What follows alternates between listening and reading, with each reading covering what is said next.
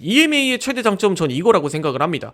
결국에 EMA라는 것은 단기적인 움직임을 좀 더 빠르게 반영을 하기 때문에 단타 매매에 특화된 지표다. 그리고 이동평균선의 최대 단점이라고 할 수 있는 후행성을 조금 보완한 이동평균선이 아닌가.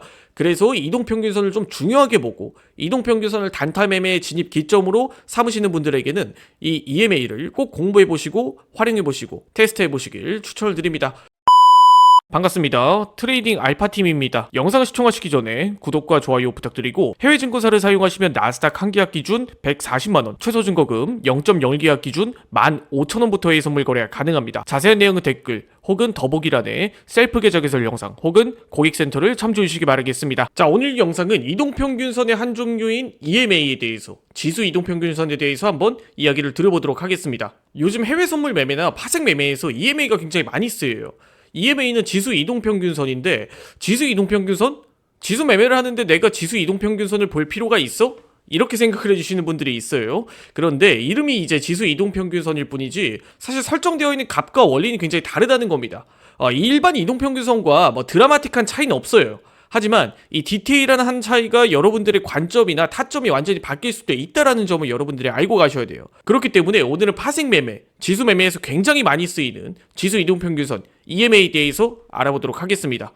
지수 이동평균선 외에도 프랙탈 이동평균선, 그리고 가중 이동평균선, 이동평균선의 종류는 굉장히 다양해요. 그런데 이 EMA가 왜 유독 많이 쓰이는지, 그리고 원리가 어떻게 다른지, 그리고 이를 활용한 매매법에는 무엇이 있는지, 이 부분에 대해서 이야기를 들어보도록 할 테니까 영상 꼭 끝까지 시청해 주시기 바라겠습니다. 자, 우선 본격적으로 영상을 시청하시기 전에 현재 트레이딩 알파팀이 사용하고 있는 플랫폼은 메타트레이더 5라는 플랫폼이에요. 이 메타트레이더는 글로벌 1800만 다운로드 수를 기록한 글로벌한 HTS, MTS라고 봐주시면 됩니다. 이 메타트레이더를 사용하시면 해외 증권사와 같이 연계해서 활용하실 수가 있어요. 해외 증권사를 사용하시면 나스닥 한 계약 기준 140만원, 최소 증거금 0.01계약 기준 14,000원부터 도의 선물 거래가 가능하다 보니까 자세한 내용은 댓글에 고객센터 혹은 더보기란에 셀프 계좌 개설 영상을 참조해 주시기 바랄게요. 자, 본격적으로 EMA에 대해서 한번 알아보도록 하겠습니다. 지수 이동평균선, 이 이동평균선이 굉장히 중요하게 보시는 투자자라면 한 번쯤은 들어보셨을 거예요.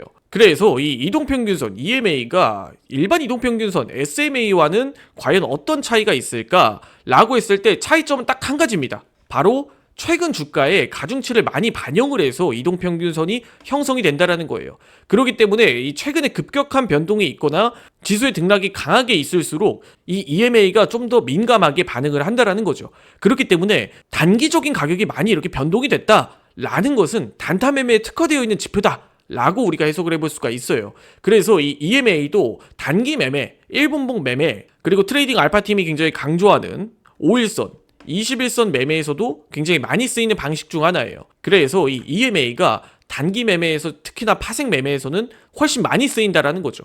자, 그렇다면 메타트레이더 MT5에서는 지수 이동평균선을 어떻게 설정할 수 있을까요? 간혹 가다가 이 지수 이동평균선이 찾아봤는데 없습니다 라고 해주시는 분들이 있어요. 이 지수 이동평균선은 우리가 이 이동평균선을 클릭을 하면 여기에 방법에 심플, 익스펜셔널, 스무스, 라인 웨이트 총 4개의 값에서 일반 심플 이동평균선 말고 익스펜셔널 이동평균선으로 전환을 하면 우리가 지수 이동평균선으로 변환을 할 수가 있어요. 그래서 이 지수 이동평균선 EMA는 여러분들이 설정하시는데 어려움이 없으셨으면 좋겠습니다. 자, 그래서 이 지수 이동평균선은 과연 일반 이동평균선과 얼마나 다를까요? 사실 1분봉에 5일선, 21선 기준으로는 드라마틱한 차이는 없습니다. 그런데 단기적인 가격의 움직임을 좀 더 반영을 해서 좀 더 빠르게 반응한다는 게 가장 큰 장점이다라고 설명을 드렸었죠. 그렇기 때문에 우리가 지수의 갑작스러운 상승이 나오거나 이슈가 있을 때는 증시가 급격하게 움직입니다. 그럴 때는 좀 더 빠르게 시그널을 우리가 포착을 해볼 수가 있기 때문에 지수 이동평균선이 이제 단기적으로 본장이라든지 거래량이 많아지는 시기에서는 우리가 좀 더 빠른 시그널을 좀 포착을 해볼 수가 있다. 이런 개념으로 접근을 해주시면 좋습니다. 자, 그러면은 여기서 매매법은 과연 어떤 매매법이 있을까? 이동평균선이 그렇듯 사실 매매법은 기존에 설명드렸던 3가지 방식하고 크게 다르진 않아요. 첫 번째는 이제 골든 크로스와 데드 크로스를 이용하는 방식, 그리고 두 번째는 정배열과 역배열을 이용한 방식, 그리고 마지막으로 세 번째는 뭐 캔들의 돌파와 이탈을 보는 방식, 총 3가지 정도라고 봐주시면 될 것 같아요. 뭐 이동평균선 매매법에 대해서는 트레이딩 알파팀이 과거 이전에도 다뤘던 영상들이 많다 보니까 참고해 주시기 바라고, 오늘은 5일선, 21선 기준으로 이 EMA를 활용한 매매법에 대해서 한번 이야기를 드려보도록 할게요. 뭐 EMA는 설정값이 뭐 투자자들마다 다 다르기 때문에 활용하는 방식은 제각기다. 뭐 설정값도 제각기, 내가 보는 방식 따라 다 다르다라고 생각을 해주시면 됩니다. 그런데 EMA가 단기적인 가중치를 많이 반영하고 있는 것처럼 제 개인적인 생각에서는 5일선, 21선, 1분봉 단타 매매에서는 EMA가 굉장히 적합하다라고 생각이 들어요. 자, 그렇다면 이 EMA를 활용한 매매법에 대해서 본격적으로 이야기를 드려볼게요. 자, 대표적으로 이런 자를 한번 예시로 들어볼 수가 있어요. 우리가 이동평균선의 최대 단점이 바로 후행성이라는 점입니다. 후행성. 그런데 최근의 움직임을 좀 더 빠르게 반영을 하다 보니까 갑작스럽게 이렇게 저점에서 추세가 이렇게 쭉 하락으로 이어지다가 갑작스럽게 이렇게 반등이 나올 때, 이런 자리에서 EMA도 같이 21선을 돌파하는, 5일선이 21선을 돌파하는 골든 크로스가 나왔어요. 그러면 이렇게 저점에서 양봉이 이렇게 쭉 뽑아 나오면서 5일선이 21선을 돌파하는 이런 패턴들이 나왔다고 하면 우리가 이 골든 크로스가 나왔을 때를 보고 진입해도 늦진 않는다라는 거예요. 그래서 이런 자리에서는 우리가 쭉 포지션을 홀딩하고 있다가 5일선이 21선을 이탈하는 자리, 5일선이 21선을 이탈한 자리에서 우리가 익절 전략을 취해볼 수가 있겠죠. 아무래도 EMA가 단기적인 움직임을 좀 더 빠르게 반영을 하다 보니까 매도 시그널도 좀 더 빠르게 포착을 할 수 있다는 게 장점입니다.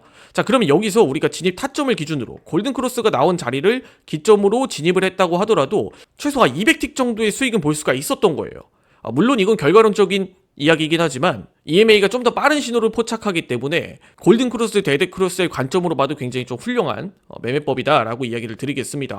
자, 그 이후로 주가는 이렇게 쭉 하락을 하는 모습을 보여줬죠. 어찌 보면은 이게 횡보하는 자리에서도 EMA가 단기적인 캔들에 가중치를 많이 반영하고 있다 보니까 이런 횡보하는 자리에서는 매도세가 조금만 나오더라도 EMA가 이렇게 확 데드 크로스가 나오는 모습을 볼 수가 있어요. 그래서 이런 자리에서는 우리가 익절을 하고 다음 포지션을 지켜봐도 늦진 않다, 이렇게 해석을 해볼 수가 있습니다. 자, 그렇다면 비슷한 자리에서 하락 패턴도 마찬가지겠죠. 이 하락 자리도 EMA가 골든 크로스가 나온 자리 혹은 애매하게 상승 추세나 하락 추세를 놓쳐버린 자리에서는 우리가 이런 자리에서 쭉 이렇게 상승이 나타났다가 강한 음봉과 함께 데드 크로스가 나온 자리, 우리가 이런 자리에서 우리가 매도 포지션을 진입을 해볼 수가 있겠죠.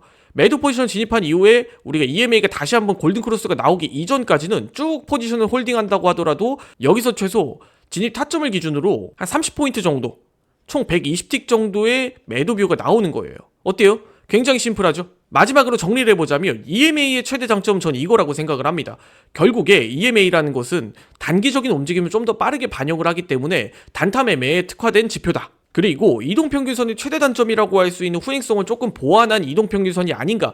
그래서 이동평균선을 좀 중요하게 보고 이동평균선을 단타 매매의 진입 기점으로 삼으시는 분들에게는 이 EMA를 꼭 공부해보시고 활용해보시고 테스트해보시길 추천을 드립니다. 자, 오늘 영상 여기까지 하고 마무리 짓도록 하겠습니다. 해외증권사 계좌개설 혹은 메타트레이더 관련 문의사항은 아래 더보기란에 있는 셀프 계좌개설 영상 혹은 고정 댓글에 있는 고객센터를 참조해 주시기 바라겠습니다. 지금까지 트레이딩 알파팀이었습니다. 영상을 시청해주셔서 감사드립니다.